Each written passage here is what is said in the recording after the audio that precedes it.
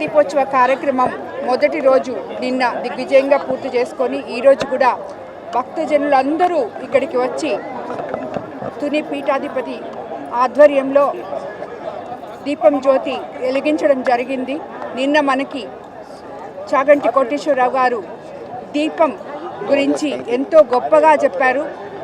ఆ దీపం జ్యోతిని ఈరోజు మళ్ళీ మనం ఇక్కడ వెలిగించుకోవడం జరిగింది. మధ్యాహ్నం లక్ష్మీదేవికి 1,00,000 కుంకుమార్చన జరిగింది. అదేవిధంగా ఈరోజు ఈ దీప కార్యక్రమం కూడా పూర్తి చేసుకున్నాం. మరికొంతసేపట్లో తుని పీఠాధిపతి గారి చేత ప్రవచనాలు ఉంటాయి. రేపు ఉదయం 8:30 గంటలకే ఇక్కడ 500 చిల్లర మంది దంపతుల చేత శ్రీ శ్రీ సత్యనారాయణ స్వామి వ్రతం జరగబోతుంది. అన్ని సామాన్లు ఇక్కడే ఉచితంగా అందజేస్తారు వచ్చిన భక్తులకు అందరికీ. అదేవిధంగా రేపు సాయంత్రం శ్రీ రామానంద భారతి గారి ఆధ్వర్యంలో శ్రీశైలంలో ఉన్న నిత్య కళ్యాణం చేసే పూజారుల ద్వారా ఇక్కడ శాంతి కళ్యాణంతో ఈ కార్యక్రమం ముగియబోతుంది. ఈ సంవత్సరం భగవంతుడు అనుగ్రహించి మనకి వర్షం లేదు, ఎంతో సంతోషంగా ఉంది. ఎంతోమంది భక్తులు వచ్చి ఎక్కడో గుజరాత్లో ఉన్న ఈ నాగేశ్వర లింగాన్ని ఇక్కడ ప్రతిష్ఠించాం. ఆయన్ని జరిగింది. అలాగే మహారాష్ట్రలోని పండరీనాథ్ ఆలయం కూడా నమూనా 2 ఆలయాలు ఇక్కడ నమూనాలు వెలిసాయి. ఆ స్వామివార్లని భక్తులందరూ వచ్చి దర్శించుకొని ఆయన ఆశీస్సులు అందుకుంటున్నారు. ఓం నమః శివాయ. ఈ నెల్లూరు జిల్లాలో ఎంతో మంది భక్తులకు ఆధ్యాత్మిక చింతనలో ఉంటున్న ఈ కార్యక్రమంలో గౌరవ పెద్దలు పార్లమెంట్ సభ్యులు ప్రభాకర్ రెడ్డి గారు కానీ అదేవిధంగా ప్రశాంత్ గారు ఇద్దరు కూడా ఈ నెల్లూరు జిల్లాలో దైవ చింతన కార్యక్రమాల్లో ఒక దైవ చింతనే కాదు, ఈ నెల్లూరు జిల్లా వాసులకి రాజకీయాల్లోకి రాకముందు నుంచి కూడా ఎన్నో సేవా కార్యక్రమాలు చేస్తూ నెల్లూరు జిల్లాలో చాలామంది చాలా పెద్దవారు ఉన్నత స్థాయిలో ఉన్నవారు వేల కోటేశ్వరులు ఉంటారు. చాలామంది వాళ్ళు చేయటం లేదంటారు, కానీ నేను అలా అంటం లేదు.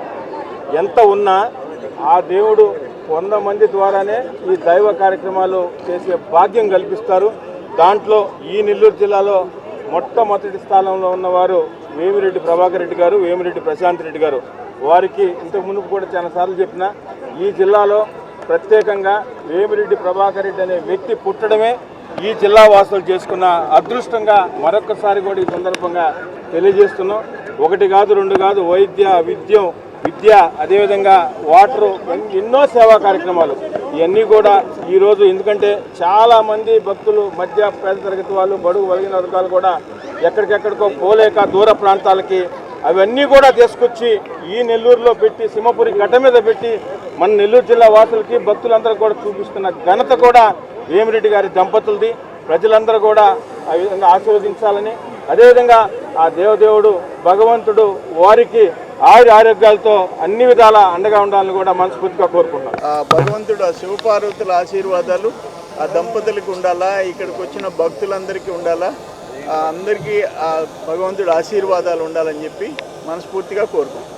తెలుగు వాళ్ళకి అందరికి కూడా కార్తీక మాస శుభాకాంక్షల్ని రాష్ట్ర ప్రభుత్వం నుంచి మన రాష్ట్ర ముఖ్యమంత్రి శ్రీ చంద్రబాబు నాయుడు గారి ఆశీస్సుల్ని అందరికి కూడా అందిస్తూ ఉన్నాం. ఈరోజు నెల్లూరులో ఒక అద్భుతమైనటువంటి పండుగ వాతావరణాన్ని చూస్తూ ఉన్నాం. ఈ కార్తీక మాసంలో దాదాపుగా గడిచిన 10 సంవత్సరాలుగా ప్రభాకర్ రెడ్డి గారు వారి దంపతులు ఈ యొక్క కార్తీక మాస ఉత్సవాలని మనం ఇక్కడ చేస్తూ వస్తున్నాం. అప్పుడప్పుడు మధ్యలో వర్షాలు వచ్చి కొంత ఇబ్బంది కలిగినా ఈ సంవత్సరం పరిపూర్ణంగా ఈ కార్తీక ఉత్సవాలని చాలా గొప్పగా నిర్వహిస్తూ ఉండడం చాలా ఆనందించదగ్గ విషయం.